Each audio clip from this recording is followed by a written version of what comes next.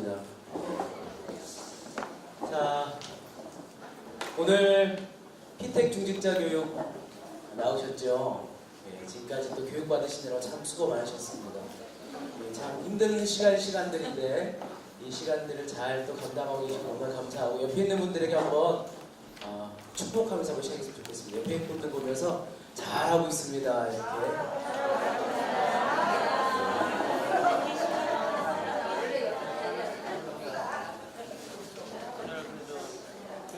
자, 오늘은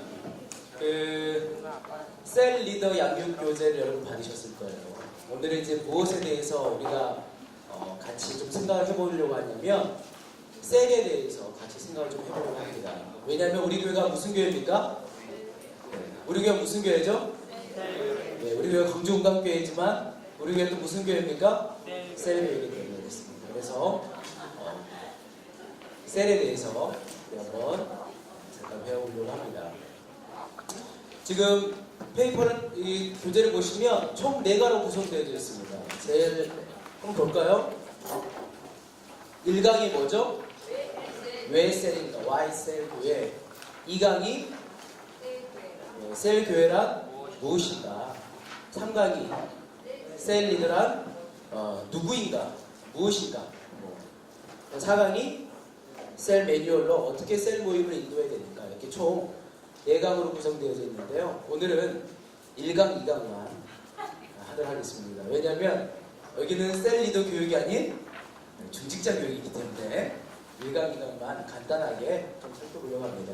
사실 지금 우리가 가지고 있는 이 셀 리더 양육 교재는 지금 대표적으로 셀 모임을 하고 있는, 셀 교육을 하고 있는 지구촌 교회에 있는 리더 교육 교재 가운데 저희가 필요한 부분들만 발췌해서 사용하고 있습니다. 물론 직접 지구촌교회 이 문서 담당하시는 간사님께 연락을 드렸고 그분의 허락을 틱해서 우리가 받아왔고요. 또한 일부 내용들은 우리 교회에 맞게 조금 수정한 부분도 있습니다. 그래서 오늘 짧게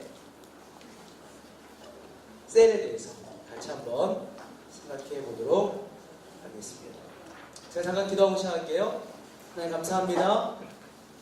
피곤하지만 또 하나님께서 사용하시기 편한 또 좋은 중직으로 잘 훈련되고 준비되기 위해서 이 시간에 나왔습니다. 하나님 힘과 능력을 주시고 집중해 주셔서 이 시간들 잘 감당케 하여 주시옵소서. 감사드리며 살아계신 예수님의 이름으로 기도드립니다. 아멘. 자, 제 1강 한번 할까요? 왜 셀 교회인가? 셀이 뭐죠? 셀. 예, 세포입니다. 역시 수준이 너무 높으십니다. 세포는 생명의 기본 단위죠. 그래서 세포가 건강하면 뭐가 건강합니까? 몸이 건강합니다. 이제 반대로 얘기하면 우리 셀이 살면 교회가 삽니다. 셀이 건강하면 교회가 건강합니다. 그래서 우리 이 셀이 이 건강함을 유지하는 것이 굉장히 중요합니다.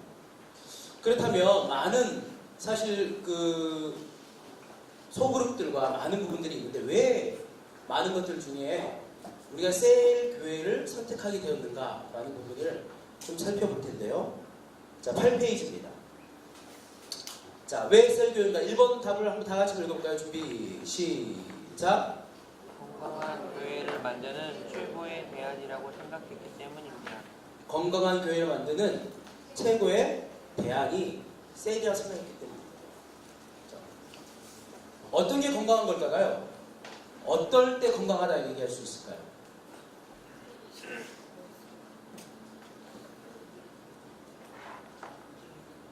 예, 잘 움직이는 거. 예, 맞죠? 잘 움직이는 거. 또 조금만 우리가 이제 조금만 더 성경적으로 들어가면 건강한 무엇이 건강한 것일까요?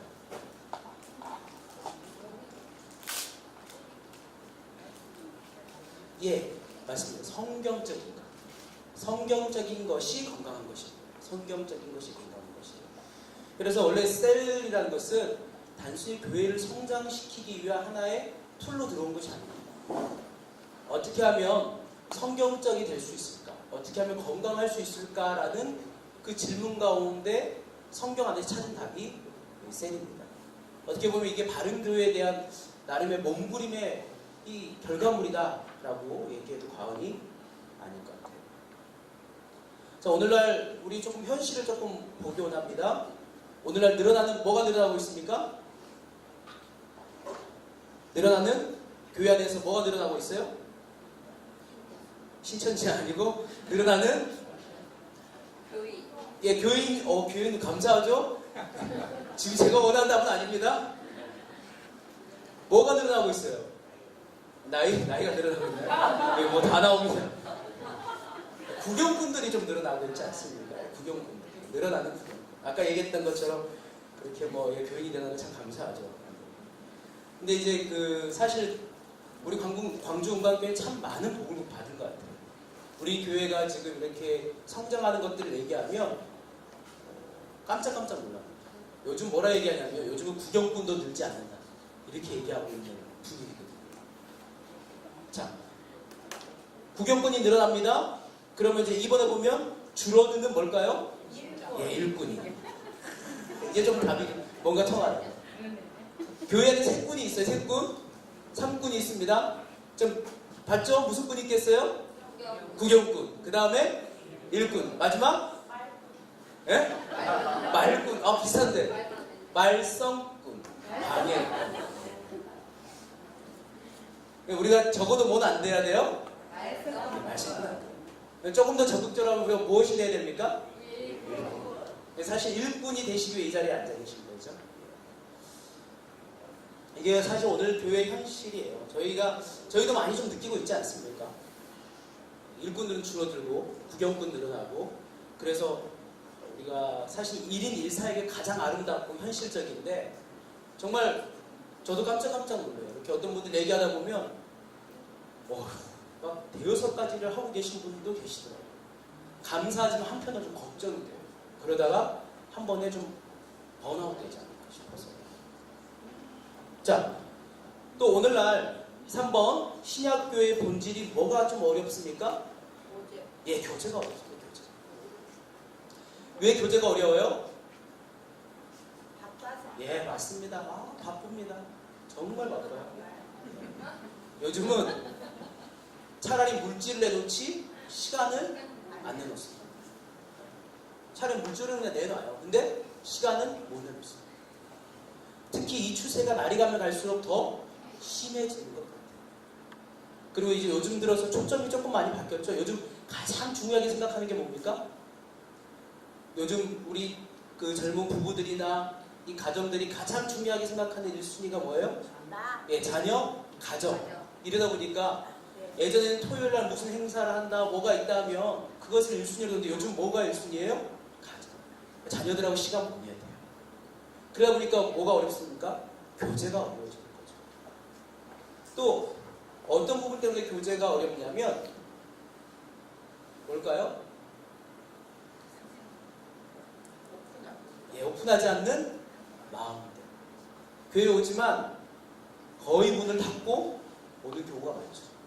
내가 교회에 와서 이 사람들과 충분한 교제 가운데 함께 하겠다 하기보다는 혹시 누군가 나에게 말을 걸까봐 두렵고 떨리는 마음으로 교회 문을 들어오는 분들이 많아요. 저 잠시만요 이래도 그냥 지나갑니다. 들었는데도 못 들은 척하고 지나가요. 혹시나 이제 셀 이렇게 교제 이런 것까지 들어갈까봐 그런 것도 있어요. 다양한 이유들이 있겠죠. 어떤 프라이버시, 자신의 삶에 대해서 조금 보호받고 싶은 것도 있고요. 또 어떤 경우는 그전 어떤 신앙생활 하면서 교제를 통해서 상처. 그런 분들 같은 경우 사실 교제에 대한 불안한 거죠. 힌트 좀 꺼주시면 될 것 같은데, 그쵸? 좀 줄여주면 될 것 같은데.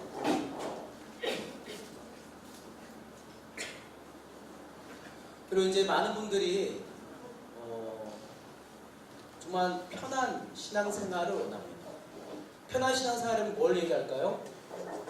그냥 주일날 와서 예배 드리고 돌아갑니다. 교제하면 이제 뭐 하게 돼요, 나중에? 교제하다 보면 뭐 해야 돼요? 일하게 됩니다. 교제한 사람 누구야? 요전도의 회장이야. 교제한 사람 누구야? 교사예요. 교제한 사람 누구예요? 셀리드예요. 이러면 이제 어디로 끌려 들어가요? 일로. 다 들려들어. 네, 다 끌려 들어가기 때문에 많이 당하셨나 보네요. 이제 일하지 않기 위해서 간섭받지 않고 그냥 주일날 와서 예배드리기로. 그러면서 신약교회 사명이 뭐가 회피되고 있습니까? 예, 전도가 회피되고 있습니다. 이건 사실 우리 모두가 부인할 수 없는 거죠. 우리 자신을 돌아봐도 솔직히 좀 그렇지 않습니까? 전도에 대한 회피들이. 이게 사실 오늘날의 교회의 현실입니다. 이것을 우리가 좀 회복해야 되고 바꿔나가야 되는데 이럴 수 있는 좋은 대안은 뭐냐? 바로 셀이라는 거죠. 자, 두 번째 한번 읽어볼까요? 준비 시작. 크지만 작은 교회가 되기 위해서. 쉽게 얘기하면 큰 교회의 장점은 살리고 작은 교회의 단점은 보완하는 것. 자, 왜 성도님들이 큰 교회로 올까요? 네? 아, 교제 안 해도 왜 편해서. 네, 그런 것도 있죠. 또? 전부 다 뭐 쉬고 싶은 이유 때문에 오셨나요? 뭐, 네, 그런 것도 있지요. 우리 강종관교회에 이렇게 새가족들이 많이 오는 이유 중에 하나가 또 뭐가 있을까요? 말씀, 예, 말씀도 있습니다. 또, 시스템. 좋은 시스템이 갖춰져 있고, 특별히 뭐와 관계된? 예, 자녀들과 관계된. 그런 것들이죠. 이게 큰 교회의 장점이죠. 근데 이제 단점 뭐예요? 몰라요. 모릅니다. 네, 몰라요. 알 수가 없습니다. 저희 교회는요, 특별히 더 그래요. 왜 그런지 아세요? 문이 워낙 많아. 순식간에 막 2층도 문이 몇 개입니까?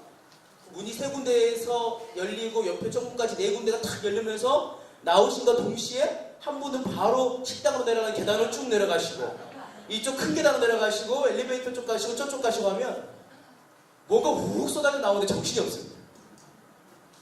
그 3층 어때요? 3층도 나오는 것이 2곳.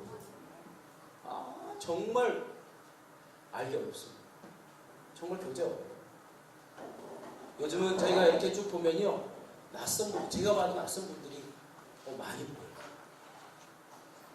그렇다면 이제 교제가 쉬울까요, 어려울까요? 어려운 거죠. 사실은 인원이 적으면 적을수록 교제가 쉽죠. 그게 참 어려움입니다. 또 중요한 것이 있습니다. 이 크지만 작은 교회가 되기 위해서 크지만 작은 교회가 될 필요가 있는 게 뭐냐면, 자, 1번, 작은 1번입니다. 회심에 의한 성장은 포기할 수 없는 교회의 존재 양식이기 때문입니다. 회심.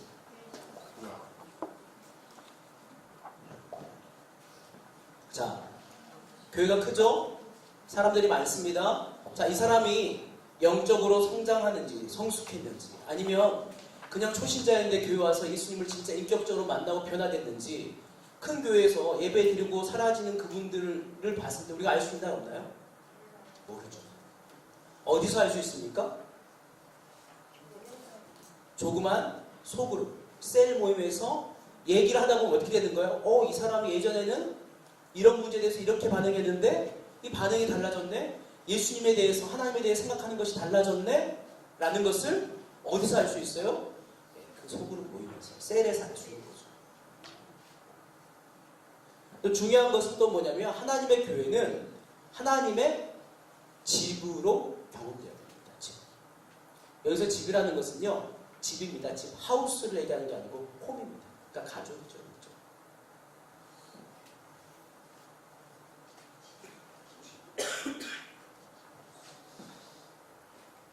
그래서 이 작은 교회가 가지고 있는 장점들을 잘 보완해 줄 수 있는 것이 바로 셀이라는 이 소그룹이죠.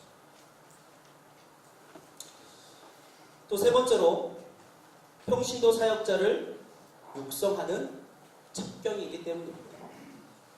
성경은요, 모든 그리스도인을 사역자라고 가르칩니다. 모든 그리스도인을 사역자라고 가르칩니다. 여러분, 이게 셀에서 가장 중요한 포인트입니다. 여기 관계된 말씀을 우리가 한번 좀 찾아볼 텐데요. 에베소서 4장 11절에서 12절입니다. 한번 찾아볼까요?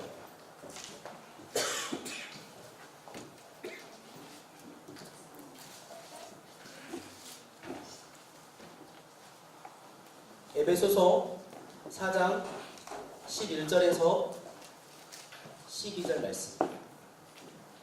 제가 이제 성경은 신약 313페이지입니다. 찾으셨습니까? 자, 다 같이 11절, 12절을 한 목소리로 읽도록 준비 시작.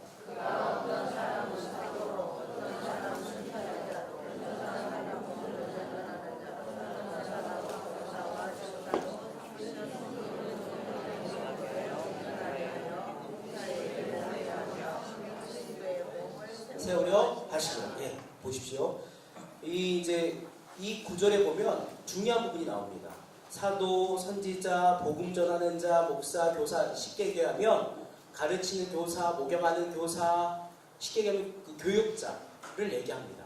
자, 그 역할이 뭐냐면 12절에 뭐라 해요? 이는 성도를 온전케 하여 그 다음에 봉사의 일을 하게 합니다. 지금 봉사의 일을 누구에게 하게 만드는 거예요? 성도입니다. 성도. 그러니까 봉사의 지금 주체가 교역자가 아니고 성도임을 말하고 있습니다. 그래서 이 봉사를 통해서 어떤 것을 궁극적으로 추구합니까? 그리스도의 몸을, 이 교회를 바로 세우기 합니다. 성경에서 말하고 있는 이 사역의 주체는 성도, 모든 그리스도인들입니다. 예전에는 어떤 사역자를 좋아했어요? 모든 걸 다 하는 사역자. 혼자 막 북치고 장구치고 다 합니다. 잘할 수 있어요. 그런데 그것은 건강하지 못합니다. 건강하지 못한 거죠. 왜냐하면 교역자가 가지고 있는 은사라는 게 한계가 있거든요. 그런데 우리 모두가 가지고 있는 다양한 은사들을 통해서 각자의 역할들을 감당하게 되면 결국 그것이 어떻게 됩니까? 그리스도의 몸을 건강하게 세워나가는 거예요. 그래서 여러분들은 무엇을 기억하셔야 되냐면 나는 교회 사역자다라는 마인드를 놓치시면 안 됩니다.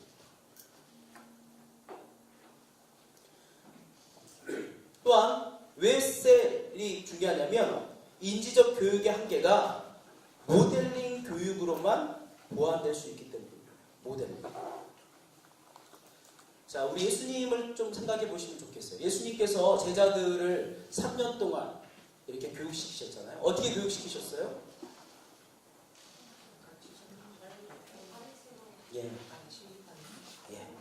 같이 다니면서. 그럼 제자들이 뭐 한 거예요? 예수님이 말씀하시는 걸 듣고 행하시는 걸 보고 기도하는 걸 보고 배워가는 겁니다. 이 모델링 교육이 오늘날 가장 주목받고 있는 교육이거든요. 사실 교회 안에서 이 모델링이 필요합니다. 이런 지금 인지적, 그 지식적, 이 주입적인 교육은 별로 효과가 약합니다. 근데 모델링, 직접적으로 보고 옆에서 함께 하다 보면 그것이 자연스럽게 습관화되고 배워져 가게 되는 거죠. 아이들이 집에서 하는 말들 다 누가 하는 말이에요? 네, 엄마 아빠가 하는 깜짝깜짝 놀라는 말들. 그 쓰는 단어들을 똑같이 쓰죠. 하는 방식들 따라합니다. 그러니까 이게 모델링이야, 한편에. 그래서 이런 말이 있죠. 자녀들은 부모 앞에서 배우는 것이 아니라 부모 뒤에서 배운다. 그러니까 부모 앞에서 배운다는 건 뭐예요? 부모의 말을 듣고 애들이 배우는 게 아니고 부모가 하는 모습을 보고 닮아간다. 배운다는 거. 즉 다르게 표현하면 교회 안에 다양한 교육들이 있겠지만 실제로 셀 안에 들어가서 셀 리더들을 통해서 셀원들이 배워 나가는 일종의 모델링 교육입니다. 자, 네 번째는요.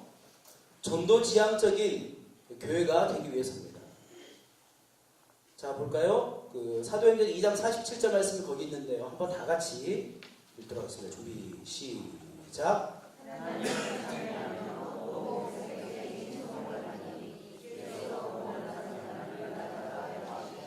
자, 온 백성에게 뭘 받습니까?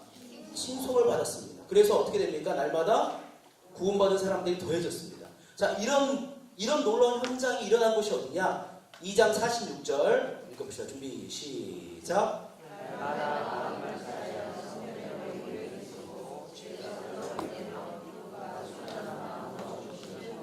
네, 중요한 단어가 이게 나옵니다. 어디서?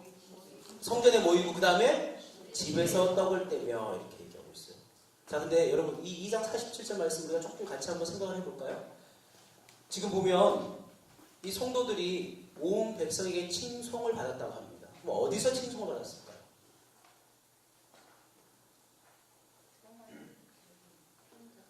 이 온 백성들, 이 성도들, 온 백성들이 어떤 모습을 보고 이들을 칭찬했을까요? 삶의 모습을 보고. 예. 우리가 알다시피 나사렛 예수는 뭡니까?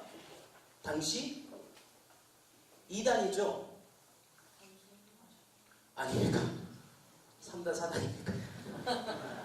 나사렛 예수는 십자가에 박혀 죽을 수밖에 없는 자잖아요. 그러면 예수를 믿는 자들을 당시 유대인들이 좋아합니까? 싫어합니까? 싫어합니다. 이들이 성전에 들어와서 예배하는 걸 보면 좋아할까요? 싫어할까요? 성전에 모이는 그들의 모습을 보고 이들을 칭찬할까요? 아니죠.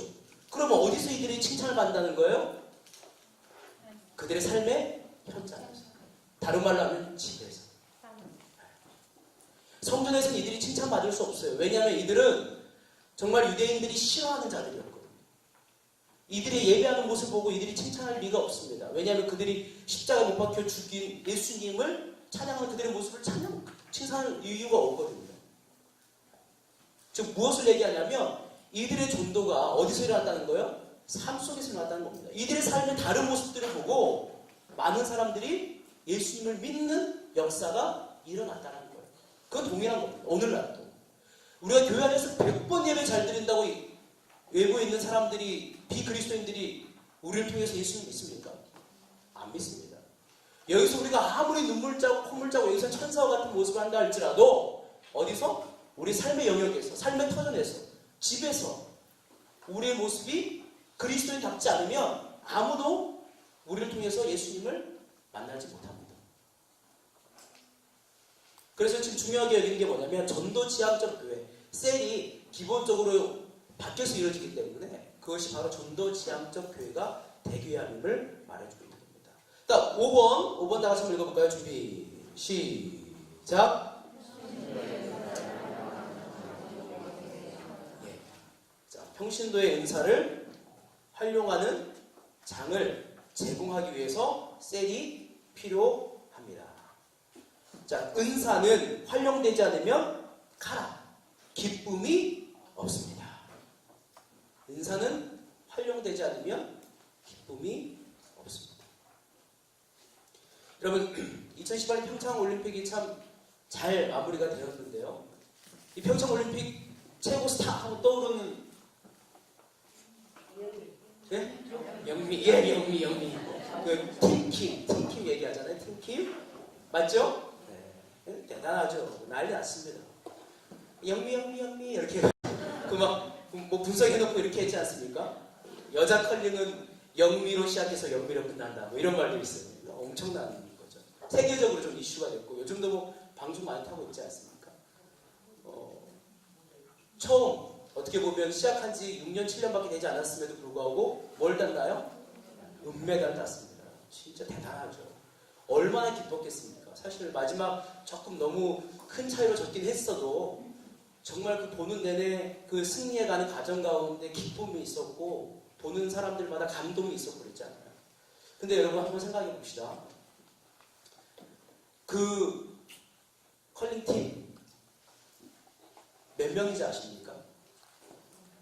거기 인원이 실제로 6명. TV에 몇 명이 나왔어요? 4명이 계속해서 나왔었죠. 경혜, 선영, 영미, 굉장히 친한 것처럼 보이네요. 근데 보세요. 은메달 땄습니다. 그리고 어디 프로에 나와서 계속 인터뷰를 할 때 2명도 같이 가서 6명이서 인터뷰를 합니다. 근데 이 4명의 기쁨과 2명의 기쁨이 같을까요? 다를까요? 다릅니다. 그렇지 않을까요?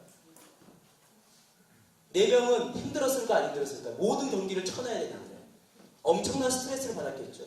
체력적으로 힘들었겠죠. 근데 누가 가장 기뻤어요? 4명이.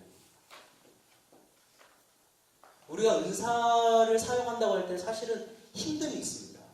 근데 은사를 사용해야 뭐가 있어요? 기쁨이 있습니다. 여러분, 쓰임받는 것이 축복입니다. 한번 해볼까요? 쓰임받는 것이 축복이다. 우리 강종밖에 막 부흥해가고 셀이 점점 건강해지는데 내가 거기서 아무것도 하지 않는다면 사실 그것은 슬픈 일이에요. 기쁜 일이 아니에요.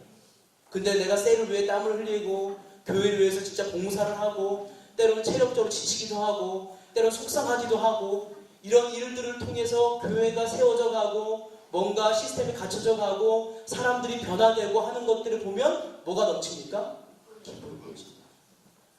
그래서 이제 우리 피택 대신 중직자 여러분 어떻게 하셔야 되겠어요?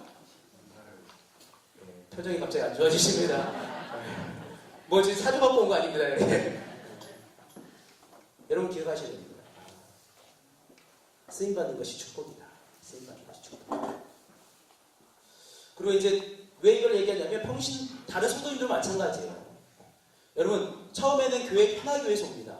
그런데요 교회 안에서 자기의 위치나 역할이 없으면 어떻게 됩니까? 떠납니다.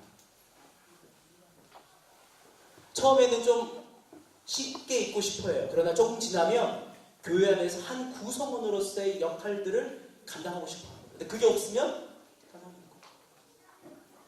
셀 안에서 다양한 은사들을 가진 분들이 있잖아요. 그분들에게 역할을 나누어주고 이 셀이 점점 하나님 보시기에 아름다운 셀로 또 하나님의 꿈을 이뤄가는 것들로 보여지고 그 역할들을 감당할 수 있도록 하는 것이 중요합니다. 자, 이번 성전 중심의 교회는 보편적으로 아주 건강한 교회도 평신도의 자원의 20% 정도만을 활용하고 있으나 셀 교회들은 80%의 자원을 활용하고 있습니다.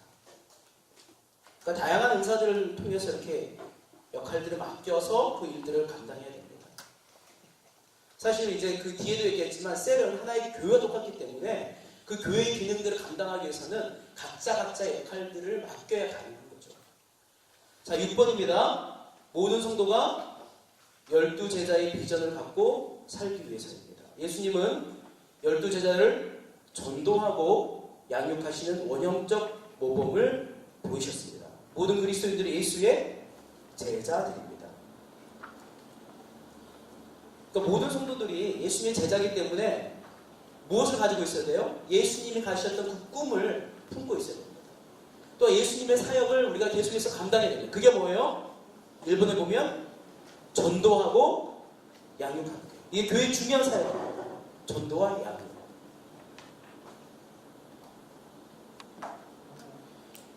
그래서 모든 셀원들이 이 셀을 통해서 전도와 양육에 대한 꿈을 가질 수 있도록 해줘야 됩니다.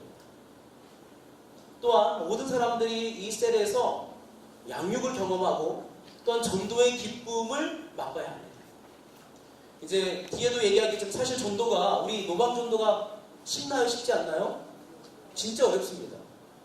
흔한 말로 만장 뿌리면 한 명 온다 얘기해요. 나가서 노방 전도 10,000명을 만나면 한 명이 오는 거예요. 그런데 좀 더 확률이 높은 전도가 뭡니까? 관계전도인 거죠. 관계전도.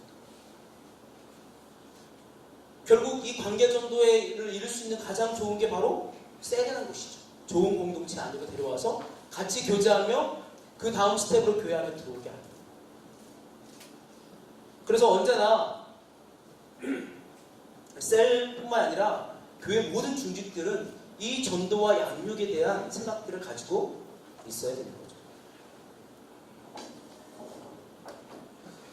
또한 7번 주님의 지상명령을 성취하기 위해서입니다. 주님의 지상명령은 모든 족속을 예수의 제자로 삼는 것이죠.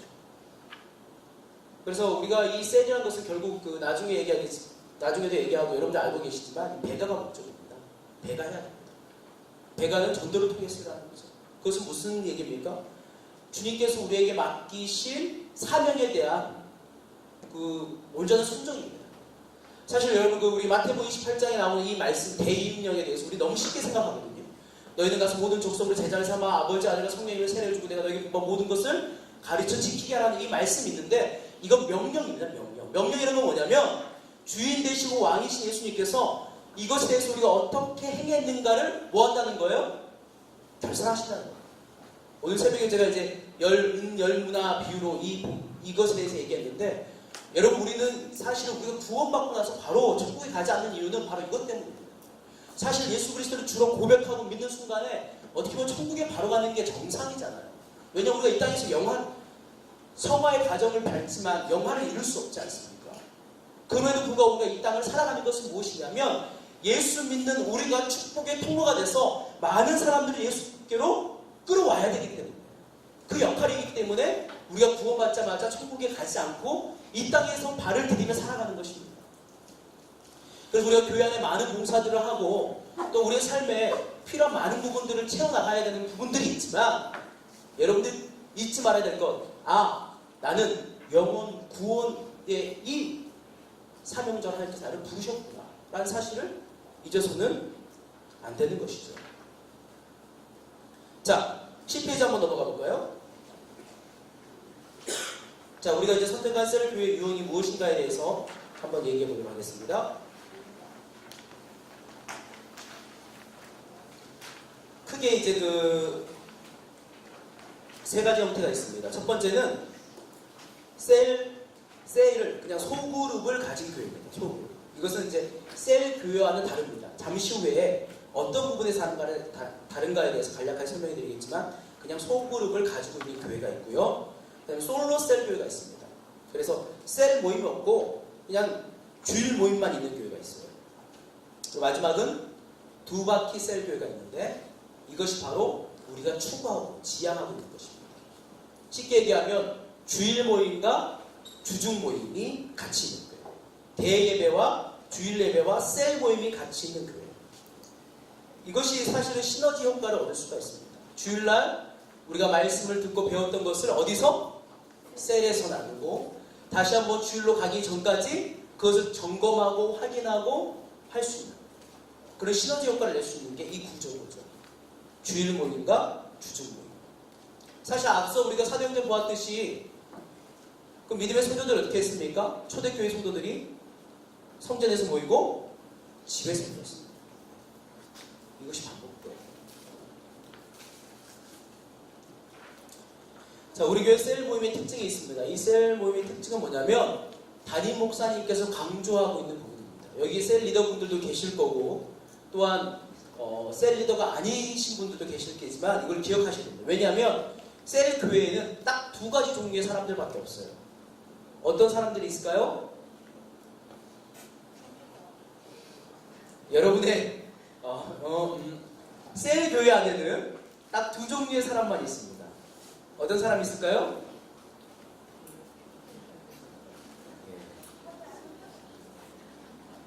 죄송합니다. 셀 리더와 뭐가 또 있을까요? 셀원이 아닙니다. 셀 리더와 셀 리더 교육 받으신 분들은 아실 텐데 셀 리더와 예비 셀 리더 무조건 다 뭐 해야 되는 거예요? 셀 리더 해야 되는 겁니다. 그래서 여러분들이 이걸 기억하셔야 되는데 셀 교회의 특징 첫 번째 우리 교회 목사님이 강조하신 뭐냐면 삶의 나눔입니다.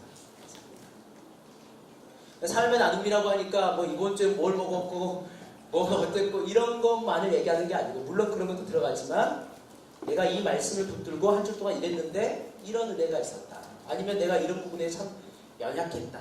라는 신앙적인 나눔 얘기하는 거죠. 모여가지고 열심히 스포츠 얘기하고 정치 얘기하고 연예인 얘기하면서 교제했다 하는 것은 맞지 않는 겁니다. 특별히 이제 그 얘기하다 보면 꼭 여자분들 얘기하다 보면 꼭 빠지는 게 있어요. 어디 빠져요? 돈 빠집니까? 제가 신방 가보니까 여러분들 꼭 얘기하다 보면 요리 막 쪽으로 다 빠지시더라고요. 얘기가 막 얘기하고 그거 어떻게 해? 그러면 막 설명해 주니까 옆에서 그게 아니고 이렇게 하면 더 맛있다 그러고 막 요리 쪽 이렇게 막 얘기들이 빠지네요. 물론 해도 됩니다. 안 되는 거 아니에요. 다 됩니다. 그런데 메인은 빠져서 안 되는 거죠. 무엇을 통한? 말씀과 신앙과 삶에 대한 그런 교제들입니다. 자, 두 번째. 뭐가 필요합니까? 예, 합심, 기도.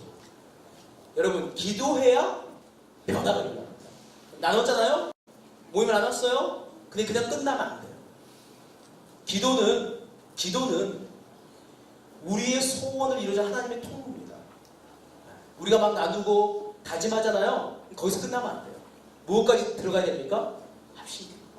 합심 기도하면서 나의 부분을 위해 기도하고 또 같이 있는 셀원들을 위해 기도하고 그러다 보면 이 안에서 놀라운 변화와 위로와 성장과 역사들이 나타납니다. 사실 앞서 그 나눔에 대해서 얘기했잖아요. 이 나눔을 잘하면 이 안에서 모든 회복이 일어나요. 얘기하다 보면 사실 각자가 경험한 하나님의 은혜가 있잖아요. 그 은혜, 그 아픔들을 어떻게 하나님의 은혜로 해결함 받았는지, 이겨낼 수 있었는지를 나눌 때에 힘을 얻게 되고요. 소망을 품게 되고, 다시 도전하고 싶은 마음이 생기고, 그런 역사들이 나옵니다. 그래서 이 나눔과 합심 기도는 정말 중요한 부분입니다. 이런 것들이 가능한 곳이 바로 셀입니다. 그래서 우리 교회가 추구하고 있는 것이 바로 삶의 나눔, 그리고 합심 기도입니다. 자, 왜 우리가 셀 교회를 지향하고 해나가는가? 그것은 바로 성경적인 교회, 건강한 교회를 세우기 위함입니다. 물론 이 셀이 100% 완전하지 않습니다. 그러나 우리가 온전하게 세워져 가기 위해 노력하고 있습니다. 그래서 여러분 중직자 여러분들께서는 이 셀 교회에 대한 또 셀에 대한 필요성을 반드시 느끼셔야 돼요. 왜냐하면 여러분들이 다 셀 리더가 되실 분들이고 셀 리더로 섬기시는 분들이기 때문에 이 분명한 필요성을 가져야지만이 이 셀에 대해서 적극적으로 해나가실 수 있는 것입니다. 자, 이로써 1강이 끝났는데요. 바로 따라서 2강 할까요? 아니면 잠깐 쉬고 할까요? 예, 표정이 안 좋으시니까 잠깐 쉬고 2강은 더 빨리 끝내도록 하겠습니다. 그러면 50분에 시작하면 될까요? 아니면 자, 14페이지 보면 중요한 부분이 제일 위쪽에 설명되어 있거든요. 자, 이게 사실의 핵심입니다. 이거를 잘 보십시오. 이거 설명해 드릴게요. 셀교회를 일종의 소그룹으로 보는 시각이 있습니다. 그렇지만 소그룹이라고 해서 모두 셀교회는 아닙니다. 하나의 교회가 해야 할 모든 일들, 곧 예배, 친교, 사회, 봉사, 전도와 선교, 기도, 양육, 훈련 등이 소그룹 안에서 전적으로 이루어질 때 그러한 소그룹을 셀교회라고 합니다. 그리고 셀교회는 무엇보다 전 성도가 다 함께 사역에 헌신하는 교회입니다. 자, 이게 이제 무슨 말이냐면 밑에 보면 이제 셀교회가 아닌 것이라는 표가 있잖아요. 이 표하고 이제 비교해 보시면 더 쉽게 이해할 수가 있는데 셀교회란 것은 교회 안에 있는 다양한 기능들을 다 감당해내는 거예요. 그러니까 물론 아까 얘기했듯이 교제 중심이기도 하고 또한 합심 기도할 부분들이 중요하지만 다른 교회 안에 있는 다양한 기능들을 작동시키는 것을 중요하게 생각하고 있습니다. 그래서 잘 생각해 보면요, 셀 안에서 교제가 일어나고요, 기도가 있고요, 또한 예배가 있으며 양육이 있고 관계 전도가 있고, 그래서 교회에 흔히 얘기하는 중요한 기능들이 다 나타납니다. 그리고 이것을 나타나기를 추구합니다. 사실 우리 교회가 지금 여기까지는 나아가지 못하고 있어요. 근데 계속해서 원래 우리가 생각하고 있던 교회의 모든 기능들을 셀이 다 감당할 수 있기를 꿈꾸고 있습니다. 자, 셀교회가 아닌 것과 한번 셀을 한번 비교해 보겠습니다. 자, 전통적인 구역 예배가 있습니다. 지금 얘기하고 있는 이 네 가지는 어떤 우월함을 얘기하고자 하는 건 아닙니다.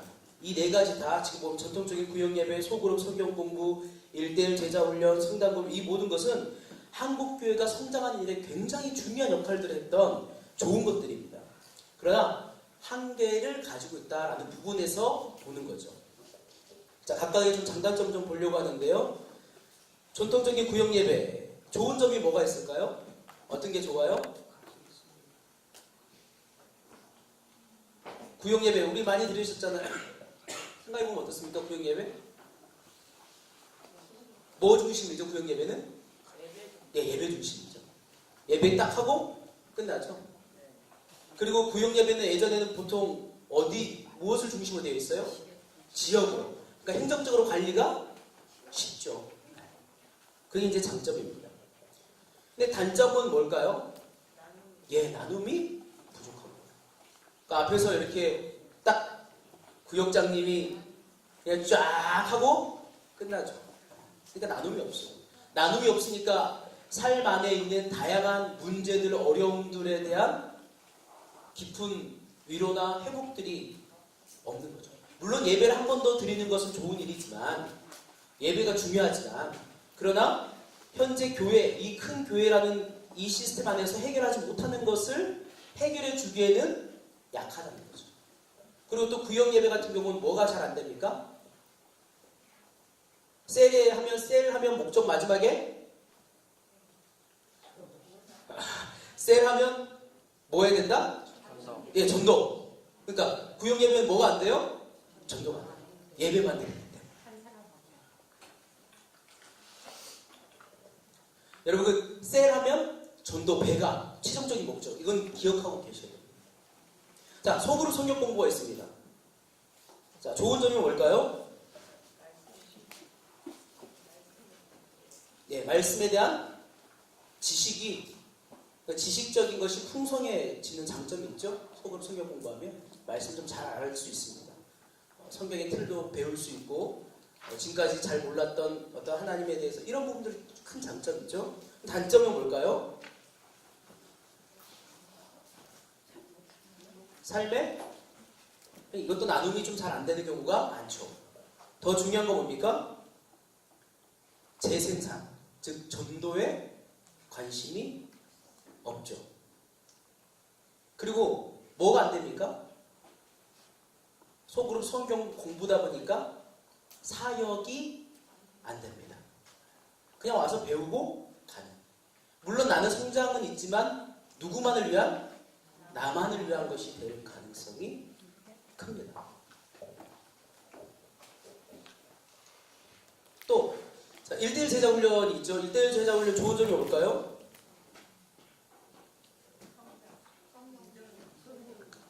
네, 성경에 대한 실질적인 또 도움을 받을 수 있습니다. 근데 어떤 부족한 점이 있을까요? 1대1이다 보니까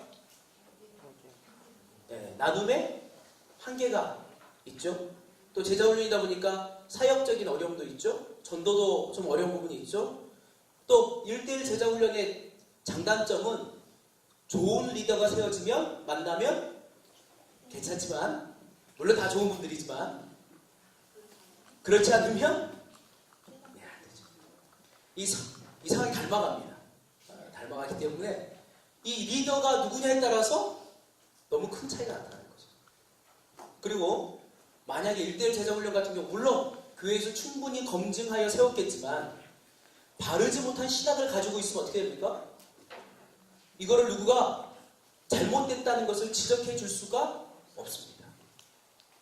좀 위험한 부분들이 있는 거죠. 상담 그룹은 어떨까요? 장점은 뭘까요? 상담 그룹입니다. 상담 그룹. 이렇게 같이 상담하다 보면 뭐가 있을까요? 충분한 나눔들이 있을 거고, 또한 그 나눔들 안에서 또 개인의 문제 해결들이 좀 일어날 수 있죠. 좋은 점입니다. 그런데 사역에 대한 한계가 있죠. 재생도 마찬가지입니다.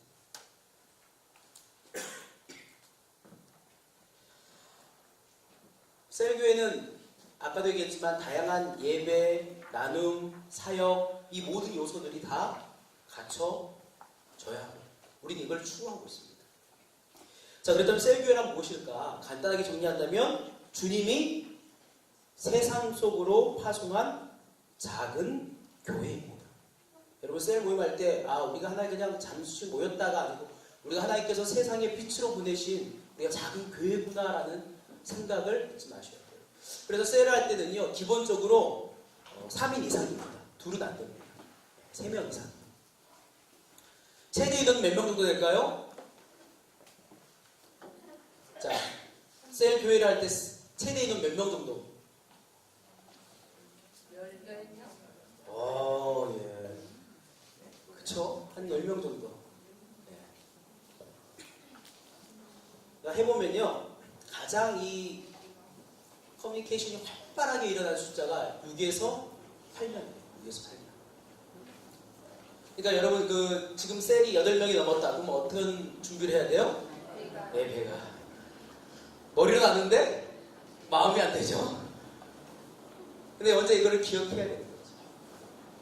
풍성한 나눔, 성장을 위해서는 이 배가 필요합니다.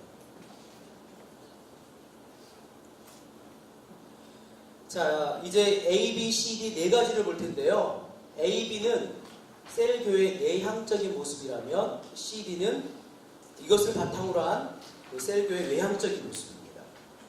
자, A가 뭐죠? 네, 한번 읽어볼까요? A 준비 시작.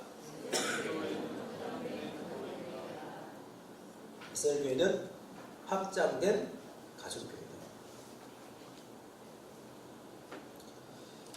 확장된 가족이라는 심리학 용어는 오늘날 현대인들에게 무너져 내린 가족 제도에 대한 유일한 치료적 대안이 되고 있습니다.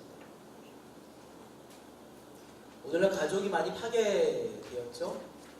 그래서 가족 안에서 사실은 뭔가 이루어져야 될 것들이 잘 이루어지지 못하는 것을 봅니다. 여러분 혹시 응팔이라는 드라마 보셨어요? 응팔? 네. 저도 응답하라. 1988. 1988 맞나요? 오래돼서 좀 헷갈리는데 아무튼 재밌게 봤습니다. 덕선이 맞죠? 덕선이 나오고 정한이 나오고 택이 나오고 시청률이 한 17% 막 그렇게 나왔거든요. 어마어마하게 나오는 거죠. 케이블 TV였는데 왜 그랬을까? 가만히 생각해보면 지금껏 나왔던 그 응답하라 시리즈하고 좀 다르게 거기에는 뭐가 보였냐면 가족적인 모습이 보였죠. 예전 우리 누리고 있던 이웃 가족이라 했나요? 이런 모습들. 제일 첫 장면이 저는 굉장히 기억나는데 한 명이 반찬을 들고 옆집 가는데 옆집에서 또 주니까 또 딴집 가고 또 딴집 가고 막 이러다 보니까 아이들이 4명이서 접시를 가지고 딱 모였죠. 그러니까 뭐라고 얘기합니까? 이럴 거면 한 번에 다 모여서 먹다 이러면서 저만 기억에 남는 장면인지 모르겠는데 이게 이제 가족의 그 사랑을 보여주는 거죠. 사실 오늘날 이 가족이라는 부분들이 많이 깨어졌지 않습니까? 무너져 버렸던 부분들. 이것들을 대신해서 해줘야 될 곳이 어디냐? 바로 셀입니다. 여러분 쉽게 생각하면 셀은 가족입니다. 셀은 가족이에요. 자, 이번 교회는 기능상으로 살아계신 하나님의 집이고 교회의 지체들은 본질적으로 하나님의 가족인 것입니다. 가족 같은 모임이 아니고 가족입니다. 가족. 여러분 그래서 셀 안에서 무엇을 경험할 수 있어야 될까요? 가족됨을 경험할 수 있어야 됩니다. 그러니까 우리가 셀 모임을 하면 그 셀 모임 통해서 우리가 진짜 가족이다, 하나다라는 것을 경험해야 돼요. 제가 엊그저께 한 집사님을 만났어요. 이렇게 키가 크신 남자분인데 쭉 얘기를 하다 보니까 무슨 얘기를 하냐면 목사님 예전에 실명 얘기해도 되겠죠? 30대 지금 셀인데요. 예전에 안 계시니까 설동진 집사님 이런 설동진 집사님 그 다음에 문병희 집사님 이런 분들이 같은 셀을 이루고 있었는데 한 분이 멀리 가셨어요. 강경준 집사님이라고. 여기서만 듣고 끝냅시다. 나중에 가서 물어보지 말고.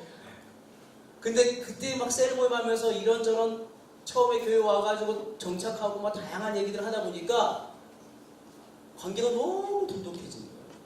지금 멀리 강원도로 갔음에도 불구하고 지금은 휴가를 같이 맞춰서 만나고 광주에 내려와서 만나고 서울 가면 거기까지 가서 또 자고 오고 그러면서 지금도 그 교제의 끈이 끊어지지 않더라고요.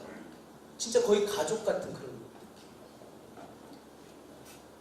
셀이 사실 그렇게 돼요. 누구 세론이 갈 때 사실 좀 눈물 좀 흘려야 돼요. 갔나 보네. 이게 누가 또 오나 보네. 이거 아니 이거 아니 이거는 좀 성경에서 우리에게 원하는 모습이 아닙니다. 가는 거에 대해 아쉬워하고 안타까워하고 또 사실 가족이 어떤 존재입니까? 우리가 보통 얘기하는 게 밖에서의 모습하고 집에서의 모습 같아 달라요? 다르죠?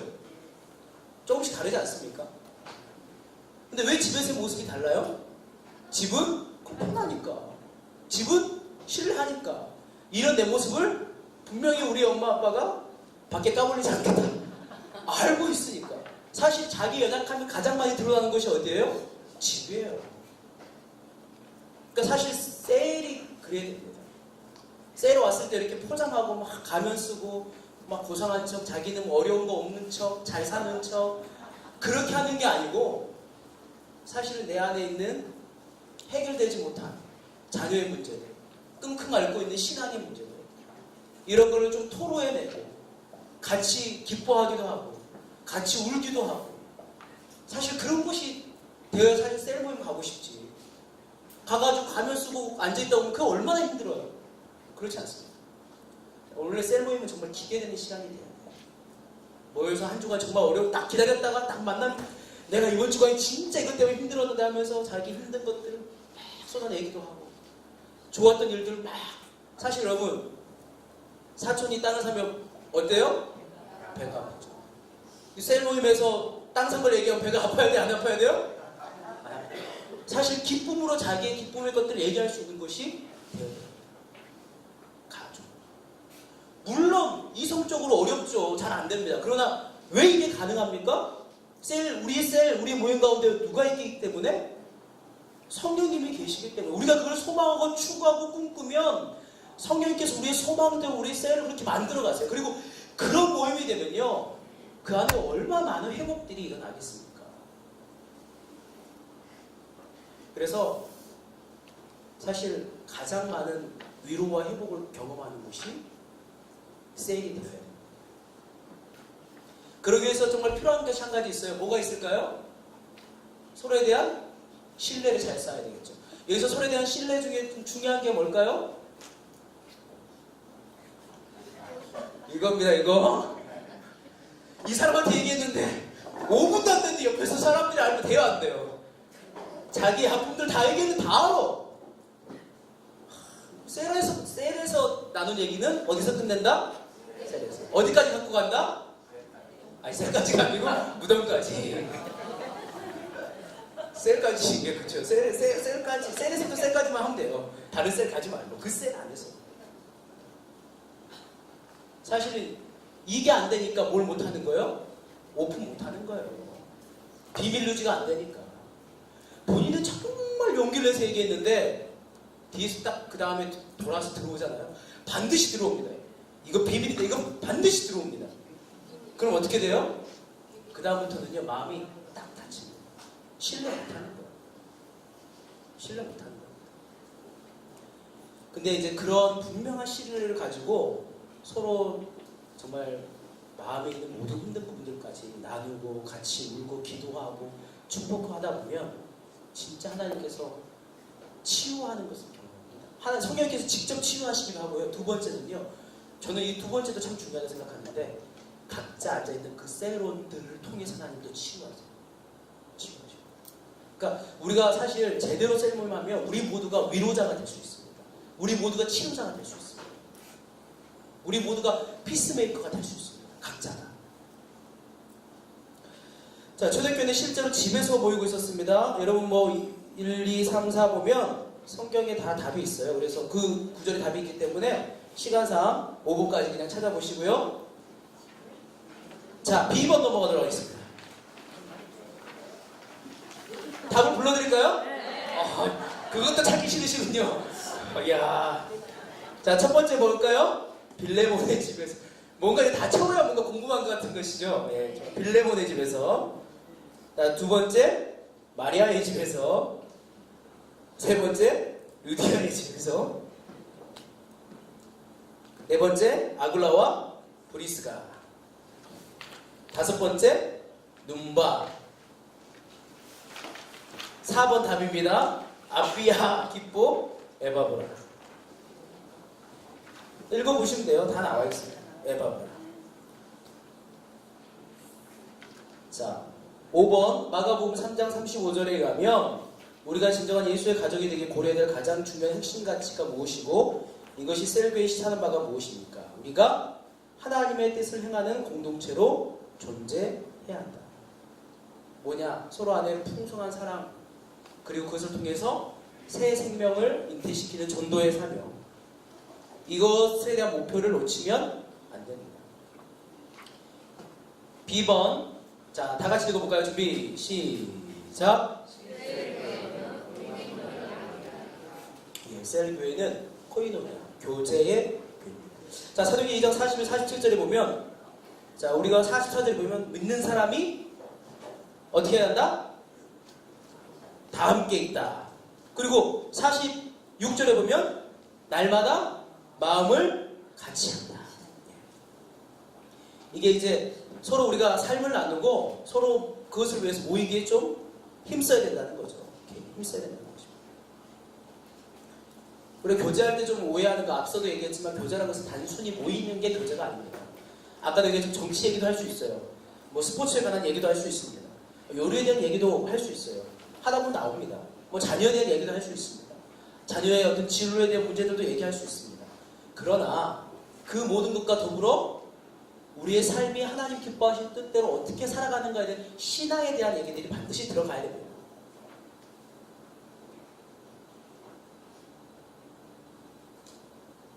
자, 빌레몬의 집에서 모이던 교회 교제의 세 가지 두드러진 특성이 있습니다. 우리 셀 가운데 드러나야 되겠죠? 첫 번째, 믿음과 소망과 사랑의 교제이고 이 교제의 결과로 그들이 마음에 평안과 기쁨과 위로를 얻었습니다.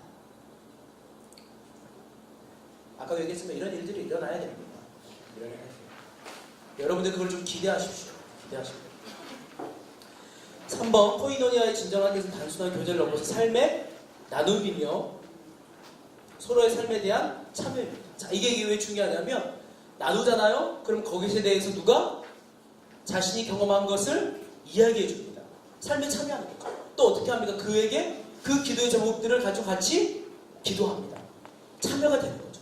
그러니까 이 나눔이라는 것은 단순히 교제라는 것은 단순히 어떤 하나의 나눔으로 끝나는 것이 아니라 그것을 향하여 내 삶 속에서 내가 경험했던 것들을 나누고 같이 또 같이 기도함으로 서로의 삶에 참여하게 되는 것이 이 교제입니다. 교제. 그래서 셀교회 코이노니아의 출발점 무엇보다 셀 모임에서 나눔이 활성화되어야 됩니다.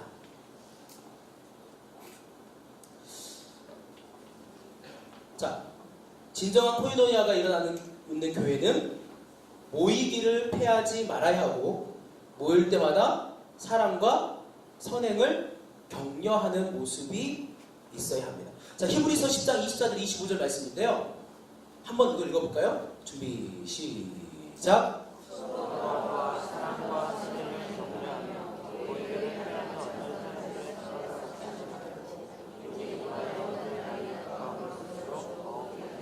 예. 자, 여기서 제가 정말 중요하게 생각하는 것이 있습니다. 24절에 보면 서로 돌아보라. 서로 돌아본다는 건 뭘 얘기하는 거예요? 다른 말로 표현하면 관심. 서로 뭐가 있어야 돼? 관심이 있어야 돼. 셀 모임 자체만 관심을 두는 게 아니고 서로에게 관심을 두는 거예요. 서로에게. 그래야 뭘 할 수 있어요? 피로를 채워줄 수 있어요. 사랑을 행할 수 있습니다. 단순히 모여서 그날 모임을 어떻게 할 건가에 대한 관심을 얘기하는 것이 아니라 서로의 인생에 대한 관심을 가져야 됩니다. 서로에 대한 관심이 있으면 어떻게 할까요? 주중에 연락 하겠죠? 관심이 있어요. 얘기를 들었어. 아, 이번 주에 뭐 내 아들이 뭐 이런다, 뭐 누구 자녀가 이런다, 뭐 누가 수술한다 얘기를 들었어. 관심 있으면 어떻게 할까요? 연락하는 거죠. 누가 아픕니다. 우리 세롬 쪽에 누가 아프다 얘기 들었어. 관심 있으면 어떻게 할까요? 죽을 써가지고 가는 거죠. 진짜 이렇게 셀 안에서 그런 모습들을 볼 수 있습니다. 그리고 그런 모습이 있어야 되는 거죠. 그래서 좋은 교제가 일어나기 위해서는 서로가 서로에게 뭘 해야 될까요? 관심 갖기를 해야 합니다. 관심 갖기. 자, 지금 두 가지 얘기했습니다. A는 뭘 얘기했죠? 우리는 뭐다? 가족이다. 그쵸? 지금 그거 한지 5분도 안 지났으니까 지금 제가 상당히 곤란합니다. 다시 할 수는 없잖아요? 자, 처음에 뭐다? 셀은 가족이다. 두 번째는 뭐다? 교제. 이 두 가지가 베이스가 되어야 됩니다. 이게 기초예요. 이 기초가 된 후에 외향적으로 나가는 게 C입니다. 요거 아닙니다. C 한번 읽어볼까요? 준비, 시작. 자, 종교개혁에 남긴 가장 중요한 성경적 요소는 만민 제사장직의 발견입니다. 자, 2번입니다. 만인 제사장직은 이중적 의미를 갖는데, 첫째, 우리 모든 성도가 직접적으로 하나님께 나아갈 수 있다는 것이며, 둘째, 하나님으로부터 직접적인 소명을 받아 사역할 수 있다는 것입니다. 우리가 이제 잘 알다시피 종교개혁하면 이제 그 루터가 그 비텐베르크 그 성당 앞에 95개 주의 반박문을 통해서 이신칭의를 회복한 거, 그 얘기하고 있지 않습니까? 근데 이제 오직 믿음, 오직 은혜, 이것을 회복시키는 게 정말 중요한 건데, 이것뿐만 아니라 이게 굉장히 중요했던 이유 중에 하나가 뭐냐면, 성경을 독일어로 번역했어요. 그리고 이것을 통해서 사람들이 그때 당시 이 말씀의 진리를 깨닫게 됩니다. 정말 감사한 거는, 정말 하나님이 일하시는 것을 보게 되는 건 뭐냐면요, 이때 당시 뭐가 생겼냐면 인쇄술이 발달합니다. 그래서 번역된 성경이 곳곳으로 퍼져가게 됩니다. 그래서 사람들이 진짜 믿음으로 구원받는구나라는 이 신칭을 모두가 깨달은 거예요. 안 그랬으면 몰랐을 거예요. 그냥 루터만으로 끝났을 수도 있습니다. 그런데 하나님이 그때 당시 딱 진짜 인쇄술을 발달하게 하셔서 번역된 독일어 성경이 다 퍼지게 되고, 그걸 보니까 야, 진짜 믿음으로 구원받는구나 라는 사실을 알게 된 거예요. 이것을 우리가 첫 번째 종교개혁이라고 얘기합니다. 그리고 두 번째 종교개혁이 필요하다고 얘기합니다. 자, 19페이지 제일 위에 보면 있는데 한번 읽어볼까요? 준비, 시작. 종교개혁이 발행해 있던 성경을 성경의 대신에 바꾸었다며 제2의 종교개혁의 발언은 잠깐만요. 여기서 아까 말씀, 에베소서 말씀을 생각하면 이게 무슨 단어가 들어갈까요? 사역. 교회의 일, 사역.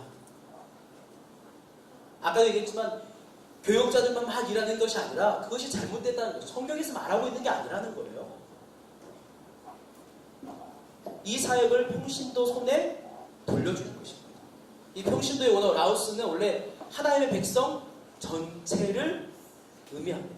여기에는 성직자도 포함되는 거죠. 그래서 이 성도 모두가 하나님의 사역자로 부름받았다는 것이 성경이 우리에게 분명하게 알려줍니다. 그래서 여러분들은 교회의 사역자입니다. 이거를 계속해서 인식하셔야 됩니다.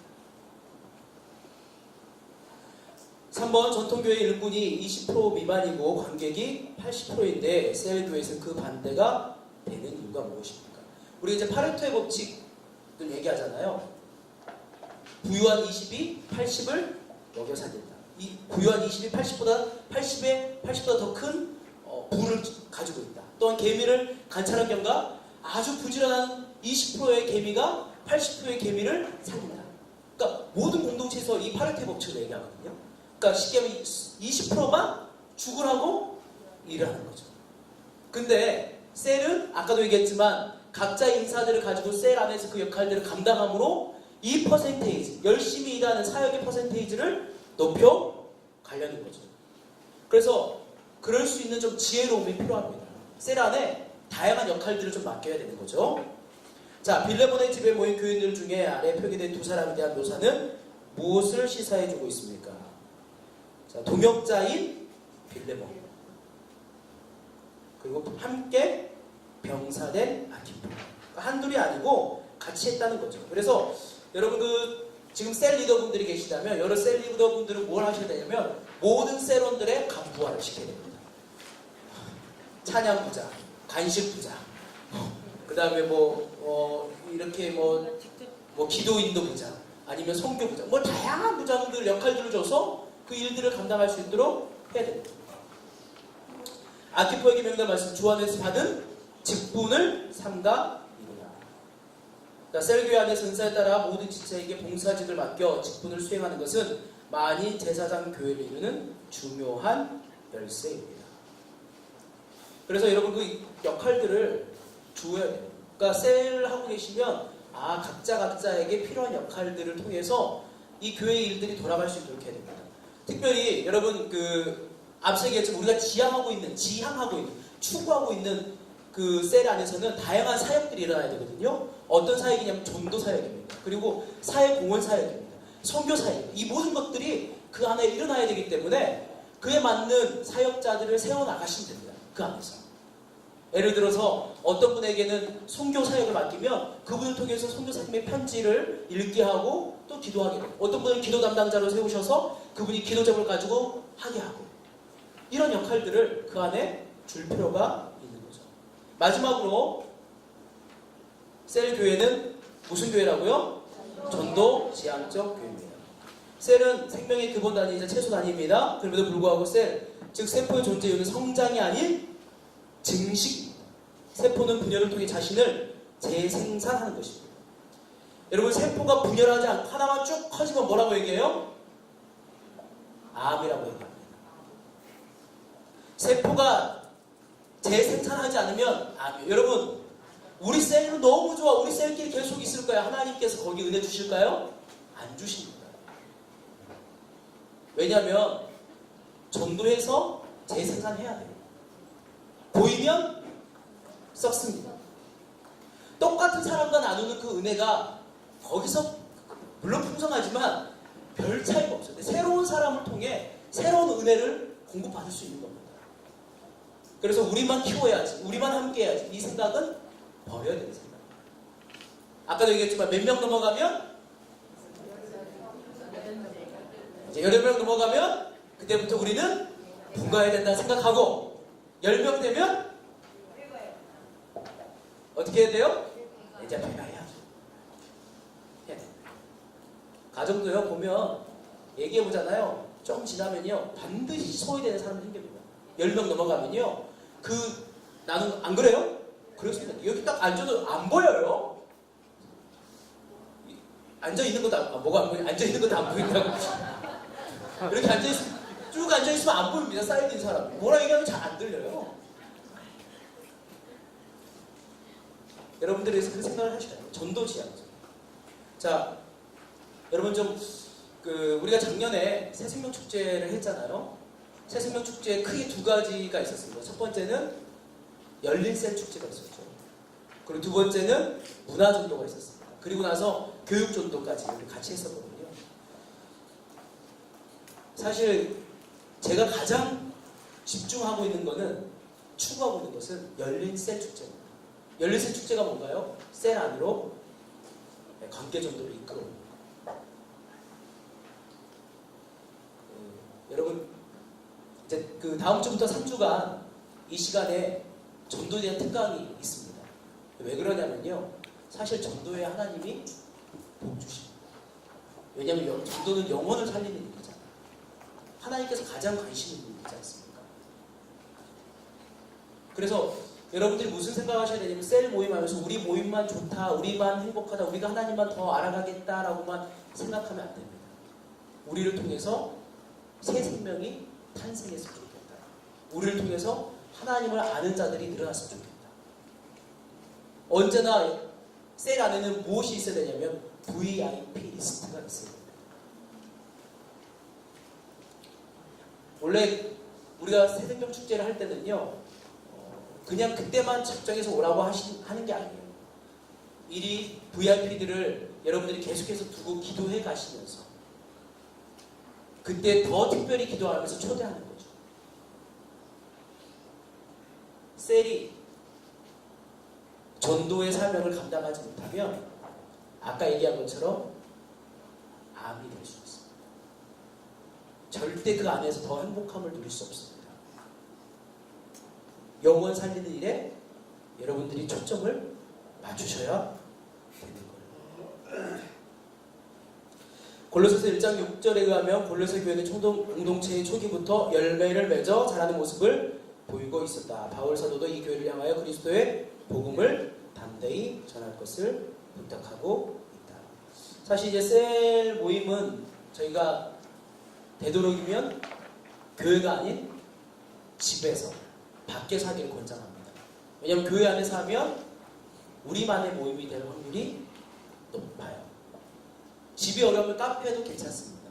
왜냐하면 카페 안에서 즐겁고 이렇게 유쾌하게 얘기하는 것들을 보면서 사람들이 때로는 관심을 갖기도 합니다. 집 같은 경우는 사실 너무 어려운 거 알아요. 제가 셀 탐방을 하고 보면서 야, 이게 참 어려운 일이구나. 청소도 해야 되고 뒷정리도 해야 되고 음식도 만들어내야 되고 밑에 집에 올라오니까 걱정도 해야 되고 어렵습니다. 근데 도리어 그 믿지 않는 사람들을 초대하기는 교회보다 집이 더 수월하죠. 그런 부분에 있어서 교회보다는 집을 더 밖을 더 선호하는 것입니다. 하지만 사실 현실적인 어려움이 있는 건 압니다. 그래서 여러분들이 그 부분을 좀 지혜롭게, 그러나 무조건 교회에서 하기보다는 잘 이렇게 맞춰서 해 나가시면 좋을 것 같고, 또 이제 현실적으로 어려워서 주일날 모이는 팀들이 있습니다. 하지만 할 수 있다면 또한 주중에 도전해보는 것도 괜찮습니다.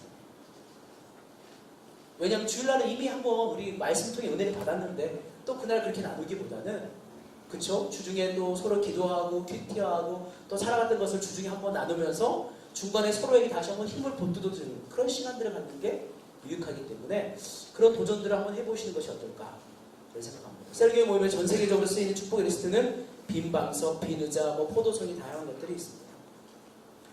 자, 전통교회 셀교회 전도 전략상 돈 차이 이런 게 있는데요. 그건 좀 보시면 될 것 같고, 이제 한번 정리할게요. 셀교회는 세상 속으로 파송된 작은 교회입니다. 이곳에서 무엇을 경험해야 됩니까? A. 가족을 경험해야 되고요. 또 무엇이 일어나야 되죠? 아름다운 교제가 일어나야 됩니다. 이것을 통해서 우리가 성장하게 되면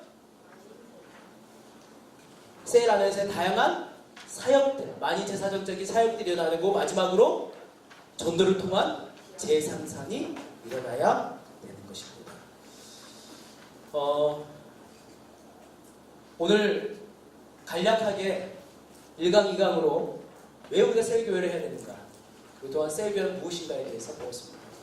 여러분들이 이제 중직자이신데, 사실 이제 이 강의를 하면서 제일 마지막만 얘기한다면 셀 모임에 열심히 참석해 주시고, 또 여러분들이 셀 리더로 봉사하시기를 지금부터 조금 결단해 주시면 참 좋지 않을까라는 생각을 해봅니다. 바로 이제 남아있는 이 중직자 교육들도 잘 감당하셔서 우리 강중과교회를 더욱더 든든히 세워나가시는 아름다운 중직들로 쓰임받으시기를 주의 이름으로 축복합니다. 우리 옆에 있는 분들 보고 마지막으로 축복하면서 마칠까요? 당신을 보니, 저 보지 말고요. 당신을 보니 강중과교회 미래가 든든합니다. 믿으십니까? 아멘. 자, 우리 하나님께 영광의 박수 올려드리고 모든 시간 마치도록 수고하셨습니다. 함께 하시기 바랍니다.